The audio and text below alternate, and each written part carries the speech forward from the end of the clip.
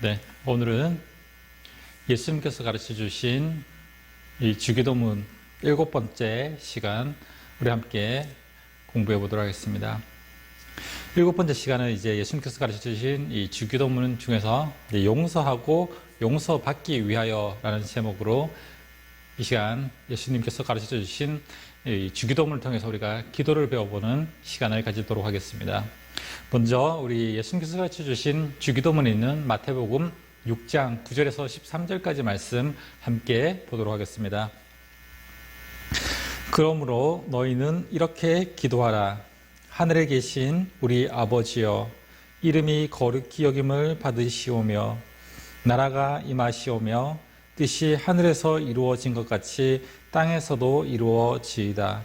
오늘 우리에게 일용할 양식을 주시옵고 우리가 우리에게 죄 지은 자를 사하여 준 것 같이 우리 죄를 사하여 주시옵고 우리를 시험에 들게 하지 마시옵고 다만 악에서 구하시옵소서.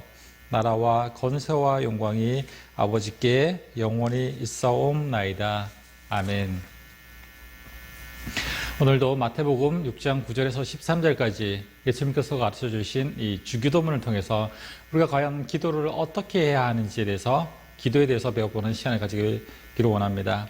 오늘 제목은 용서하고 용서받기 위하여라는 제목으로 우리 함께 예수님께서 가르쳐 주신 기도를 나눌 수 있는 시간을 가지도록 하겠습니다.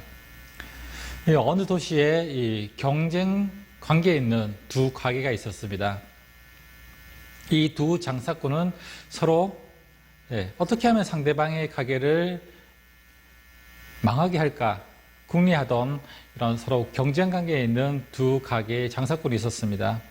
보다 못한 하나님께서 이제 이 두 장사꾼을 이제 중지하기 위해서 천사를 보내서 이 두 장사꾼을 화해시키도록 하셨습니다. 그래서 이 천사가 이 하나님의 명령을 받고 내려와서 이 두 사람을 화해시키기 위해서 먼저 한 장사꾼에게 찾아갑니다. 그리고 하나님의 말씀을 전합니다. 하나님께서 당신에게 큰 선물을 주시기를 원합니다. 당신이 재물을 원하든지 아니면은 장수, 오래 살기를 원하든지 아니면은 자녀의 축복을 원하든지 하나님께서는 무엇을 원하든지 다 들어주실 것입니다. 라고 바로 이 한 장사꾼에게 말합니다. 그런데 단 한 가지 조건이 있습니다. 당신이 무엇을 원하든지 이 당신의 경쟁자는 당신보다 2배를 받을 것입니다. 라고 말했습니다. 이 사람은 천사의 말을 듣고 한참 이제 궁리를 하더니 드디어 입을 열었습니다. 제가 무엇을 원하든지 2배를 주신다고 상대방은 천사가 재차 다짐을 하자 이 상인은 이 숨을 크게 쉰 후에 결심한 듯이 이렇게 얘기를 합니다. 그렇다면은 제 한쪽 눈을 멀게 해 주십시오. 이것이 이 한 상인의 바로 이제 소원이었다는 것입니다. 이 이야기를 보면은 도무지 이 인간의 악한 심성을 드러내는 이야기라고 할 수 있습니다. 상대방이 잘 되는 것은 내가 잘 되는 것보다 상대방이 잘 되는 것을 못 보고 두고 볼 수 없다는 것이죠. 그렇기 때문에 이 장사꾼은 자신의 한쪽 눈을 멀게 하면 상대방은 완전 2배를 받는다고 했으니까 두 눈을 멀게 하는 바로 상대를 생각하지 않는 자신 이기적인 이런 마음, 자신이 고통을 당해서라도 상대방은 더 많은 고통을 당하기를 원하는 바로 이런 인간의 악한 마음이 담겨져 있는 이야기라고 할 수 있습니다. 그렇다면 여러분들 혹시 이 용서하면 떠오르는 사람이 있습니까? 절대로 용서할 수 없다고 생각하는 그런 사람이 나에게는 있습니까? 그 사람이 있다면 아마 우리에게 큰 상처를 준 사람일 것입니다. 그렇다면 과연 이런 사람들을 위해서는, 이 용서를 위해서는 과연 어떤 기도를 우리가 해야 할까요? 그래서 주기도문을 통해서 예수님께서 우리에게 가르쳐 주신 오늘 7번째 시간은 바로 이 용서에 대한 이야기를 가르쳐 주고 계십니다. 이 주기도문을 크게 보면은 이 하나님을 위한 기도 3가지, 그리고 우리 자신들을 위한 기도 4가지 라고 이렇게 하나님을 위한 기도와 인간을 위한 기도로 나누어져 있습니다. 우리가 계속해서 이 하나님을 위한 기도 3가지를 살펴보았습니다. 그리고 이제 지난 시간을 통해서 인간을 위한 기도, 일용할 양식을 위한 기도, 그리고 오늘은 이제 용서를 위한 기도, 그리고 다음 시간 마지막은 이 죄사함을 위한 기도, 이 큰 세 가지로 나눠서 보겠습니다.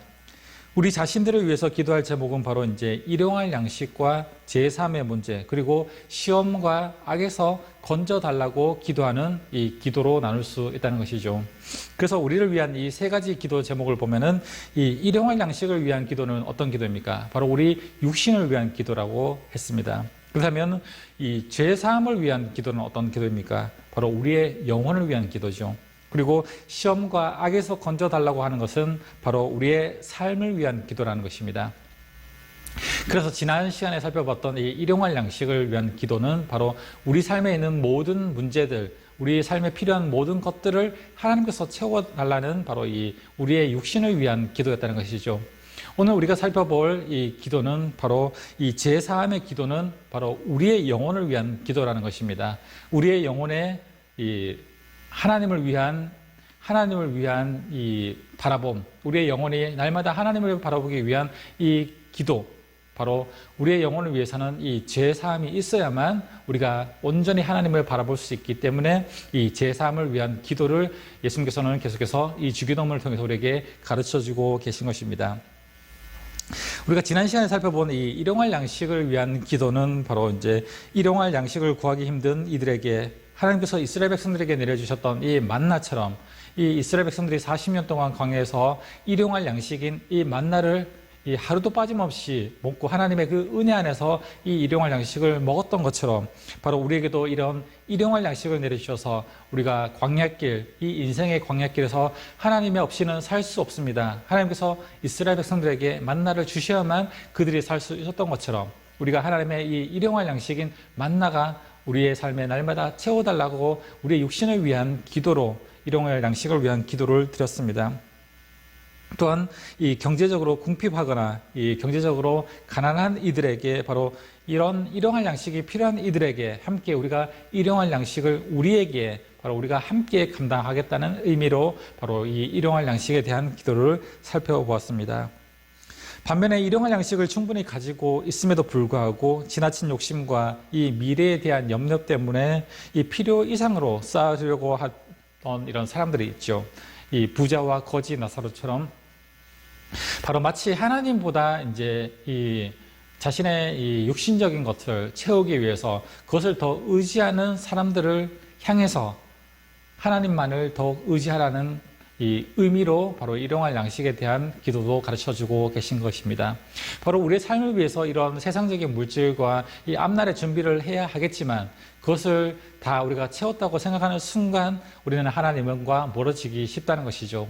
그렇기 때문에 우리는 이 세상적인 물질을 더 많이 가질수록 바로 그것은 하나님 우리에게 주신 사명이고 더욱더 하나님만을 바라볼 수 있는 마음들이 또한 우리에게 있어야 한다는 것입니다. 일용할 양식을 주시는 바로 하나님을 기억하라는 것이죠. 아무리 많은 것을 쌓아두려고 쌓아둔다 할지라도 어차피 내가 먹은 것만 내 것이 되고 내가 쓴 돈만 내 것이라는 것입니다. 아무리 나에게 많은 것이 있다 할지라도 내가 먹은 것만 내 것이고 내가 쓴 것만 내 것이죠. 그 전에는 그것은 내 것이 아니라는 것입니다. 아무리 많은 물질과 아무리 많은 명예가 있다 할지라도 그렇죠. 그것을 잘 사용해야만 그것이 내 것이 된다는 것입니다. 그래서 오늘은 이제 우리를 위한 기도 이 두 번째 시간입니다. 우리를 위한 기도 두 번째로는 이 죄 사함에 관한 기도입니다.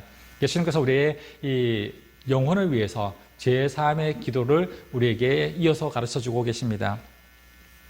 이 주기도문에서는 우리가 우리에게 잘못한 사람을 용서한 것 같이 우리의 죄를 용서하여 주시고라고 이 번역된 이 새 주기도문에서는 이렇게 나오고 있습니다.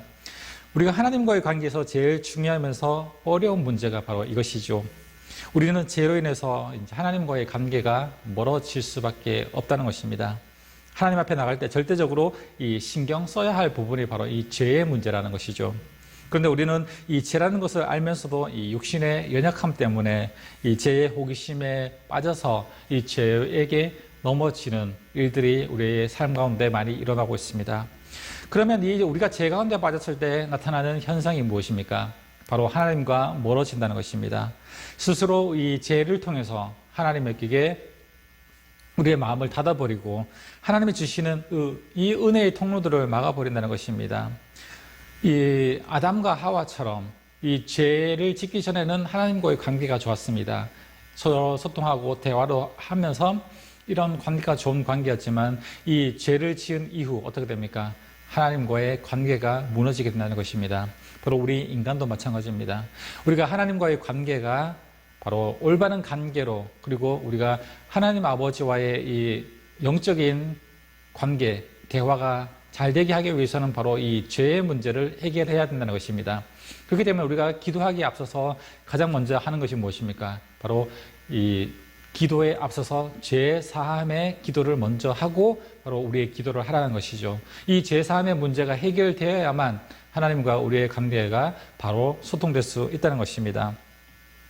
우리가 죄를 짓는다고 해서 당장 우리가 망하거나 죽거나 어디가 부러지거나 하는 것은 아닙니다. 그러나 그때부터 우리가 죄를 짓는 그 순간부터 기쁨이 사라지게 되고 평안이 없어지게 되고 영혼이 메말라가게 된다는 것입니다. 바로 이 죄의 문제는 우리의 육신의 문제와 연결된 것이 아니라 죄의 문제는 우리의 영혼과 연결되어 있기 때문에 이 죄를 지으면 우리의 육신에 이 타격을 입는 것이 아니라 우리의 영혼에 타격을 입게 된다는 것이죠. 이것을 히브리서에서는 이렇게 쓴뿌리라고 이렇게 비유하고 있습니다. 쓴뿌리가 무엇입니까? 지난날의 이 쓰디쓴 감정과 이 상처들이 이 나무 뿌리가 땅속에 깊이 박혀 있는 것처럼 우리의 마음속 깊이 박혀 있다는 것이죠. 쓴뿌리는 평소에 이 땅속에 박혀 있기 때문에 잘 보이지는 않습니다. 그러나 이 위기나 마음의 상처를 받게 되면은 이 수면 위로 올라와서 우리를 괴롭게 하고, 쓴뿌리는 마음 가운데서 이 쓴물을 내면서 우리의 마음을 아프게 한다는 것이죠. 그래서 예수님께서는 우리 육신을 위해서 이 일용할 양식을 위해서도 기도해야 하지만 우리의 영혼을 위해서는 이 죄사함을 위한 기도를 반드시 해야 한다고 이 주기도문을 통해서 우리에게 가르쳐주고 계신 것입니다. 그런데 한 가지 주목해야 할 문제가 있습니다. 나의 죄와 허물을 용서받기 위해 기도할 때 반드시 나에게 잘못을 저지른 다른 사람의 죄도 용서하라라는 이 기도를 함께 가르쳐주고 있다는 것이죠. 우리는 내가 하나님께 잘못한 것과 다른 사람이 나에게 잘못한 것이 과연 무슨 관계가 있냐라고 할 수 있습니다. 그런데 예수님은 이 두 가지의 문제가 별개의 문제가 아니라고 말씀하고 있습니다. 그래서 이 두 가지를 연결시켜서 기도하라고 예수님께서 가르쳐 주신 것입니다. 주기도문 전체 내용 가운데 바로 우리를 가장 이 난처하게 만드는 것이 바로 이 대목일 수 있다는 것이죠. 우리가 하나님 앞에 이 죄 용서함의 기도를 하는데 거기에 같이 이어서 나오는 것이 우리가 다른 사람의 잘못을 용서할 때 하나님 앞에 죄의 문제를 가지고 용서를 구하라는 것입니다. 그냥 우리 죄를 사여 주시옵소서라고 기도한다면 우리에게 별로 어려운 문제가 아니라는 것입니다. 그냥 우리가 가진 이 죄의 문제를 하나님 앞에 기도한다는 것은 그렇게 어려운 문제는 아닙니다. 그런데 그 앞에 우리가 우리에게 죄 지은 자를 사하여 준 것 같이 우리의 죄를 사하여 달라고 기도하라고 가르쳐 주셨다는 것입니다. 바로 이 전제가 붙어 있기 때문에 우리는 이 기도가 어려울 수밖에 없다는 것이죠. 그래서 이 부분을 기도할 때마다 망설여지고 난처하게 됩니다. 그래서 이 부분을 해석하기도 어렵고 이 실천하기도 어려운 부분이 바로 오늘 우리가 살펴보는 우리가 우리에게 잘못한 사람을 용서한 것 같이 우리의 죄를 용서해달라는 기도라는 것이죠. 그래서 이 초대 교부인 요한 크리소스톰이 이제 목회하던 교회 신자들이 이 주기도문을 외우다가 바로 오늘 대목인 이 우리가 우리에게 죄 지은 자를 사여 준 것 같이 우리의 죄를 사여 주시옵소서라는 이 기도의 대목이 나왔을 때 이 주기도문을 외울 때는 차마 이 기도문을 외우지 못했다고 하는 이야기가 전해져 내려오고 있습니다. 왜냐하면 양심의 가책을 느꼈기 때문이라는 것이죠. 하나님께서 우리의 죄를 용서함에 있어서 우리가 우리에게 다른 사람이 우리에게 잘못한 것을 용서할 때 우리의 죄를 용서해 달라라는 이 대목 때문에 바로 양심의 가책을 느껴서 이 주기도문을 외우지 못하고 넘어갔다라는 이 이야기가 내려오고 있습니다. 현실적으로 우리는 우리에게 죄 지은 자를 용서하지 못하고 살아갈 때가 너무나 많이 있습니다.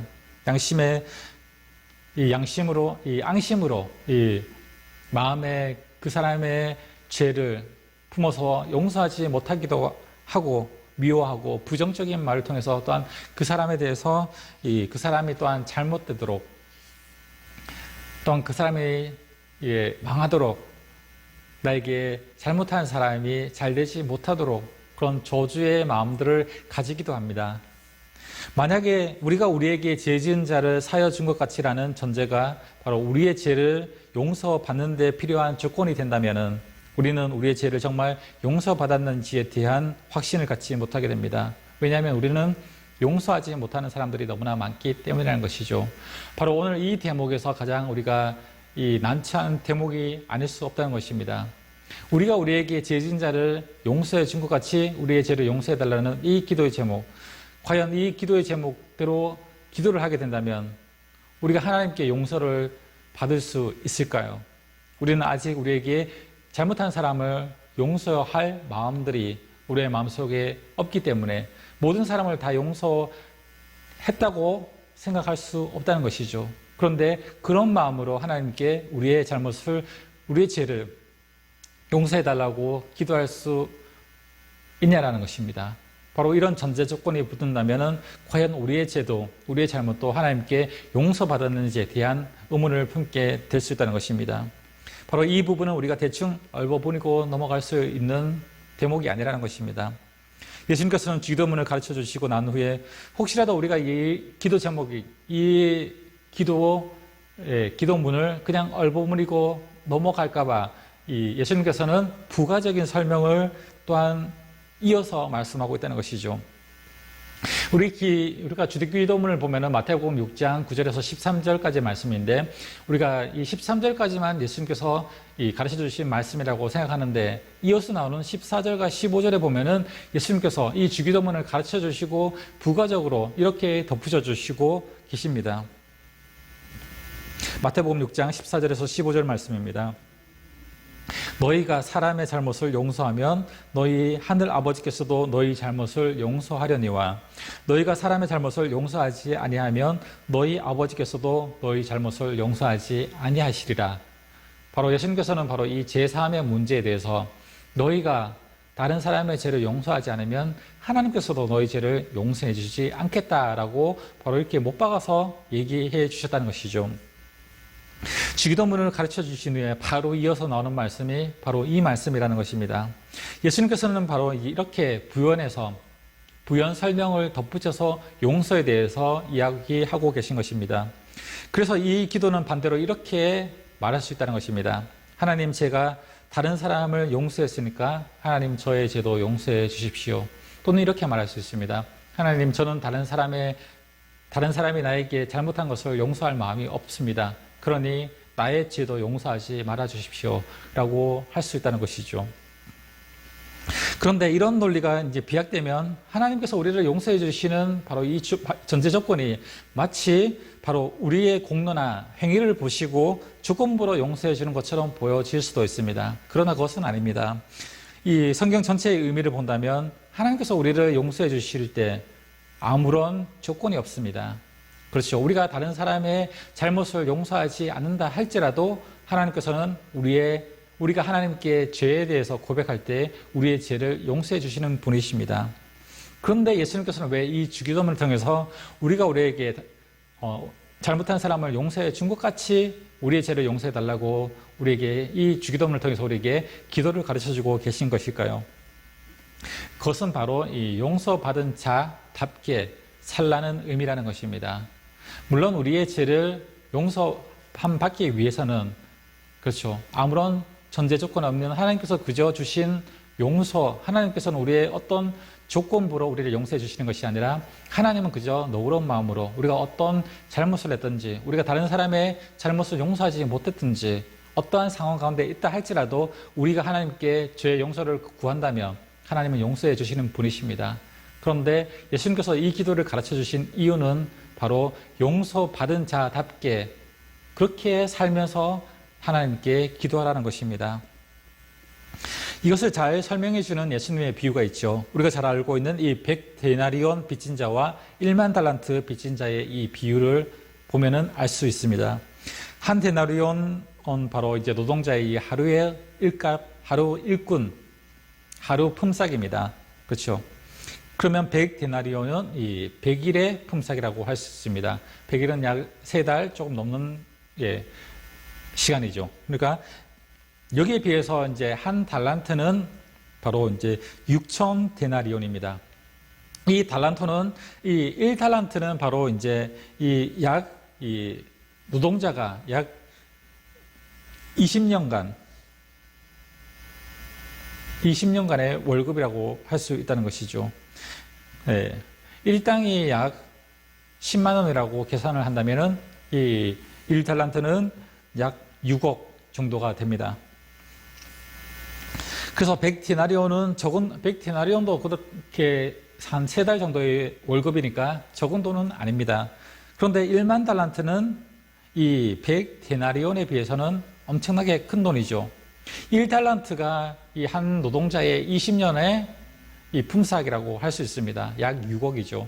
근데 1달란트가 아니라 지금 빚진 자는 1만 달란트라는 것입니다.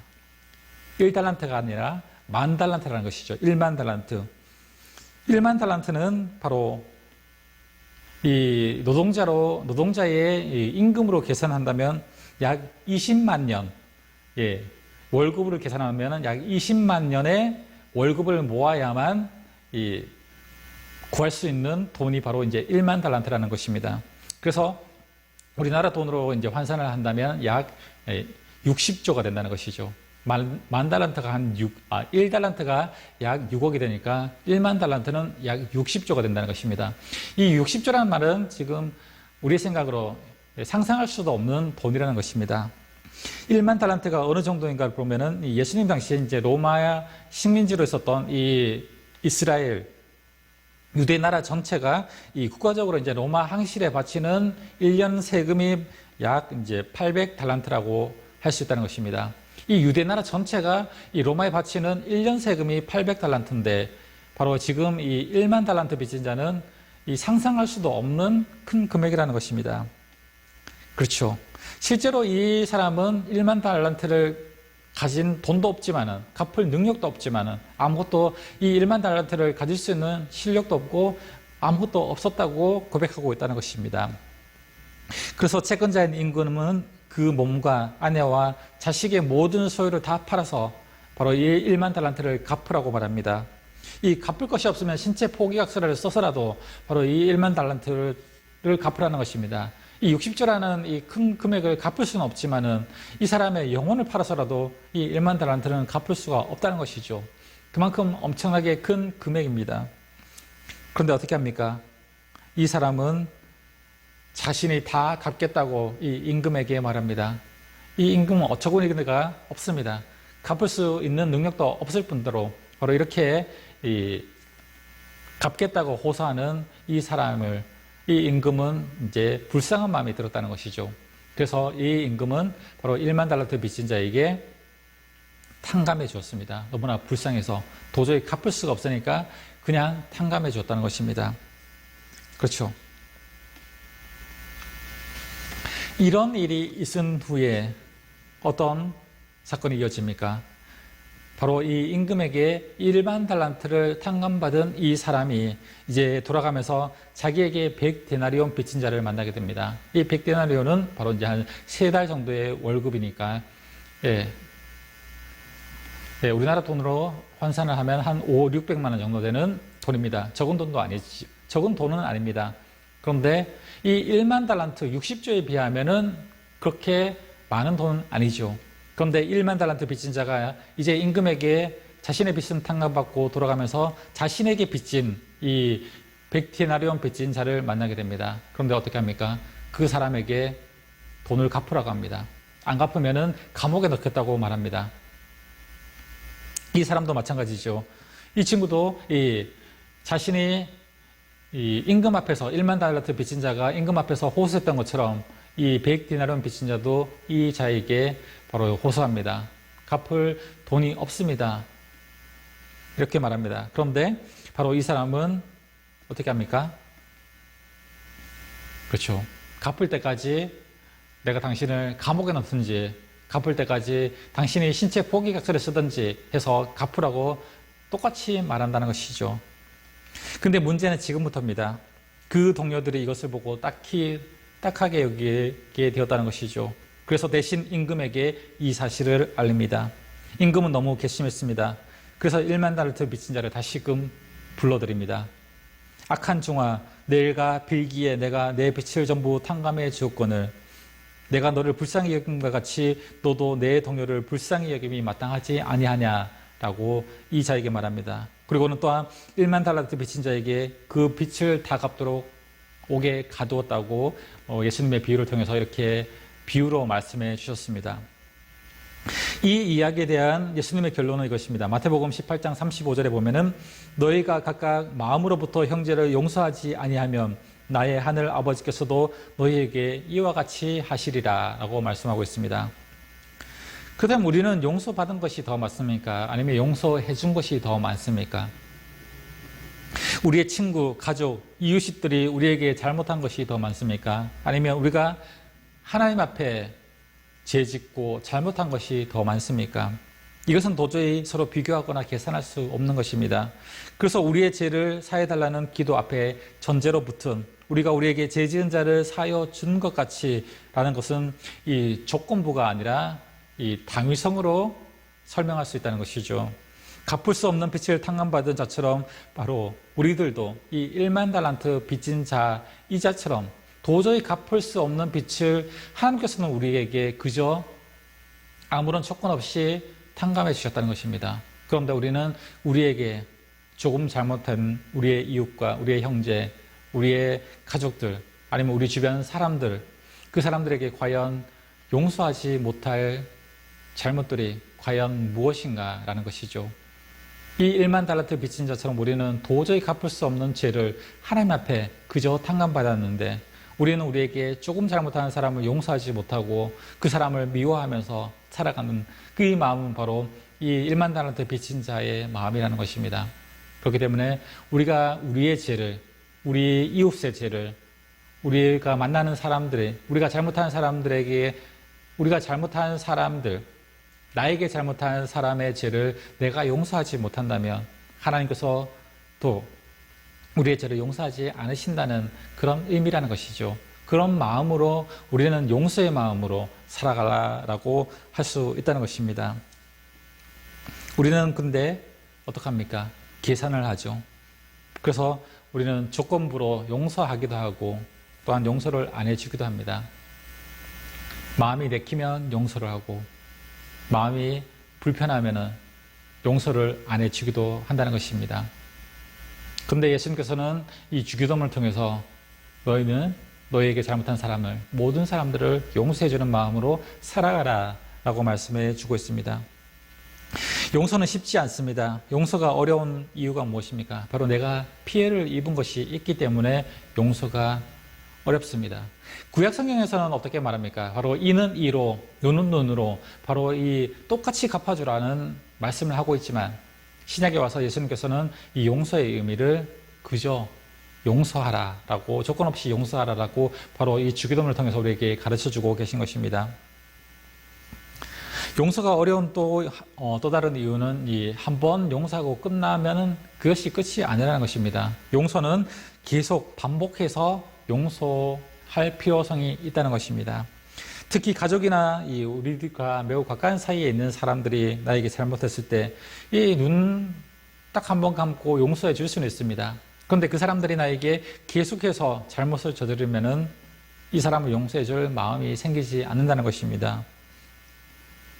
그렇죠. 한두 번, 두세 번은 용서해 줄 수 있는데 이것이 계속 반복되면은 용서할 마음이 생기지 않는다는 것입니다. 그런데 예수님께서는 어떻게 말씀하십니까? 바로 이 날마다 매번 계속해서 용서해 주라는 것입니다.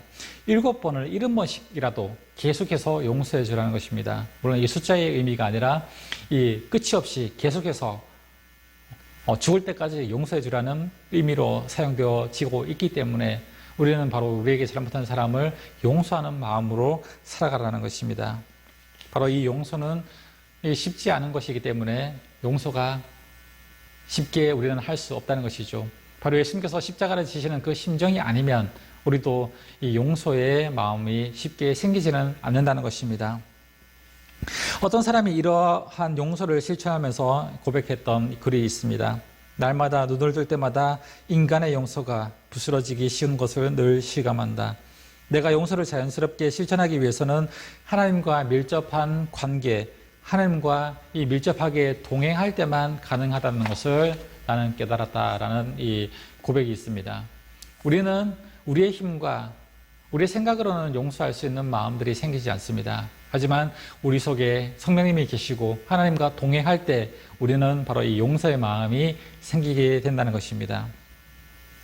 용서한다는 것이 얼마나 힘든 것인가를 이제 극단적으로 보여주는 것이 한 편의 영화가 있는데, 보셨을지는 모르겠지만 이 미량이라는 영화가 있습니다. 이 시간이 좀 지난 영화인데 이 미량이라는 영화를 보면은 이 배우 전도연 씨가 이 주인공을 맡아서 했던 이 미량이라는 영화가 있습니다. 이 주인공인 바로 이제 신혜라는 역할이 있는데 이 신혜라는 사람이 이제 33살에 이제 남편을 먼저 보냅니다. 그리고 혼자가 된 이 신혜라는 주인공은 이 하나밖에 없는 이 아들을 데리고 이 남편의 고향인 밀양으로 내려와서 이제 살게 된다는 것이죠. 그런데 어느 날 이 밀양에서 살던 이 신혜라는 주인공이 아들이 이제 유괴가 되고 잡혀가게 되는 것이죠. 아들이 이제 유괴가 돼서 이제 이 유괴범이 이 신혜에게 이 돈을 요구합니다. 그런데 이 신혜에게는 그럴 이제 유괴범의 돈을 줄 그런 여유가 없었다는 것이죠. 결국 이 유괴당한 아들이 이 유괴범에게 이 살해되는 모습이 나옵니다. 이 신혜는 이 아픔과 고통을 너무나 자신의 자식을 이 유괴범에게 잃었기 때문에 너무나 그 아픈 마음과 그 슬픔을 달랠 수가 없었다는 것이죠. 그래서 종교를 가지게 되었다는 것입니다. 하나님을 믿고 이 기독교에서 이 사랑을 배우게 되면서 점점 이 신혜의 마음이 치료되게 되었습니다. 그리고 이 하나님으로부터 진정한 이 용서를 받고, 그렇죠, 자신도 이 용서의 마음이 생기게 되어서 바로 이제는 자신의 아들을 유괴해서 살해했던 이 유괴범, 이 감옥에 있는 유괴범을 용서해 주기 위해서 이 신혜라는 여인은 이 교도소에 찾아가게 됩니다. 그러나 교도소에서 만난 이 범인은 놀랍게도 이런 얘기를 합니다. 자신은 이미 이 교도소 안에서 하나님을 믿어서 자신은 하나님으로부터 용서를 받았다라고 말했다는 것이죠. 그리고 너무나 편안한 표정으로 나는 이미 하나님으로부터 용서받았기 때문에 너에게 용서받지 않아도 된다라는 식의 의미로 그렇게 말을 했다는 것입니다. 신혜라는 이 여인은 이 유괴범의 태도에 너무나 영적인 혼란을 느끼게 되었다는 것입니다. 피해자인 자신도 용서하지 않았는데 하나님으로부터 자신이 용서받았다고 말하는 이 유괴범을 도저히 용서할 수가 없게 되었다는 것이죠.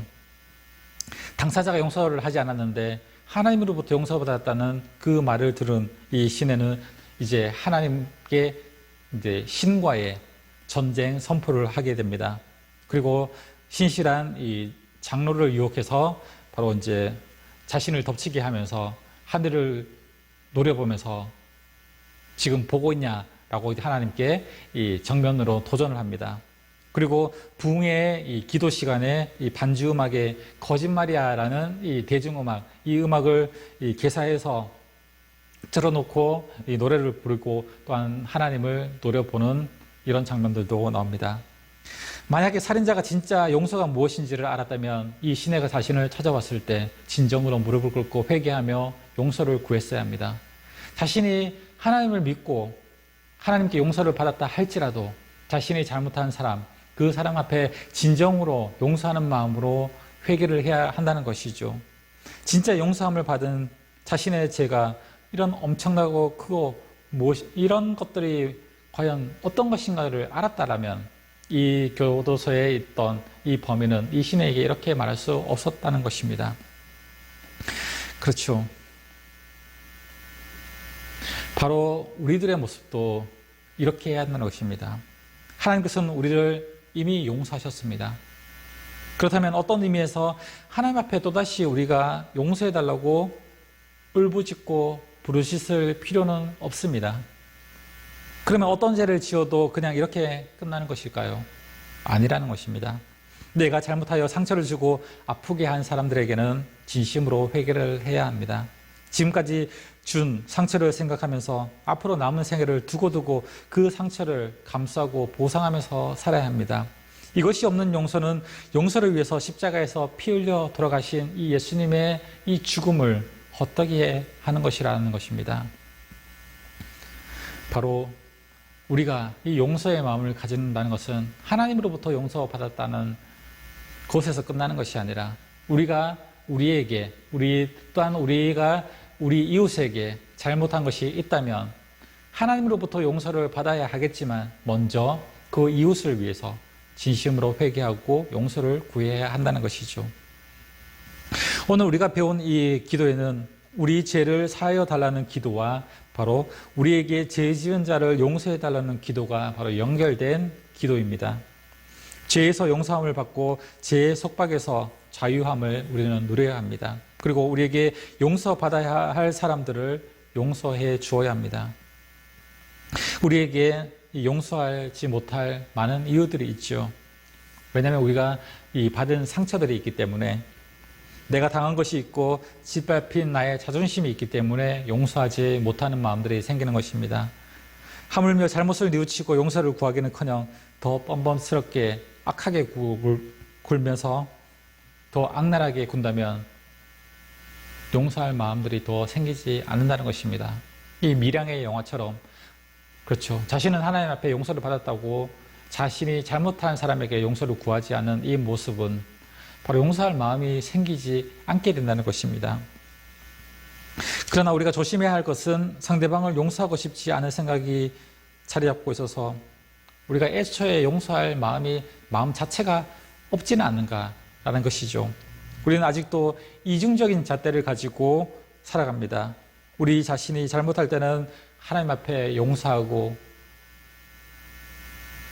그렇게 기도를 하지만 다른 사람이 나에게 잘못을 하면 행한 대로 갚아주기를 원하고 계산한 대로 갚고 뉘우쳐야만 용서해 주겠다고 말합니다. 우리가 하나님 앞에 용서함을 구할 때는 하나님 나의 죄를 용서해 주시고 다 눈 감아 달라고 하나님께 기도하지만 우리가 우리들에게 지은 죄를 우리는 쉽게 용서하지 못하고 살아가고 있다는 것입니다. 그렇기 때문에 예수님께서는 바로 우리가 우리에게 죄 지은 자를 사하여 준 것 같이 우리의 죄를 사하여 달라고 기도하라는 것입니다.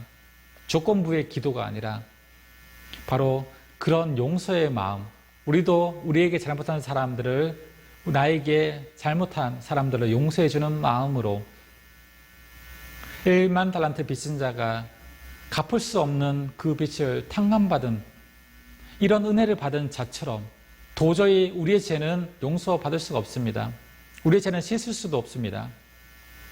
그런데 예수님께서는 우리의 죄를 씻기 위해서 친히 십자가에 달려 돌아가셨다는 것이죠. 그 은혜는 바로 1만 달란트 빚진 자의 은혜와 마찬가지라는 것입니다. 도저히 갚을 수 없지만 하나님께서는 우리를 예수님을 통해서 우리의 모든 죄를 탕감해 주셨다는 것입니다. 그렇다면 우리는 우리가 살아가는 이 인생길에, 인생의 순례길에서 천국에 들어가는 그날까지 우리가 만나는 모든 사람들, 우리가 우리들에게 잘못한 그 죄들, 나에게 잘못한 죄들, 다른 사람이 나에게 잘못한 그 죄를 용서해 주는 마음으로 우리는 살아가야 한다는 것이죠.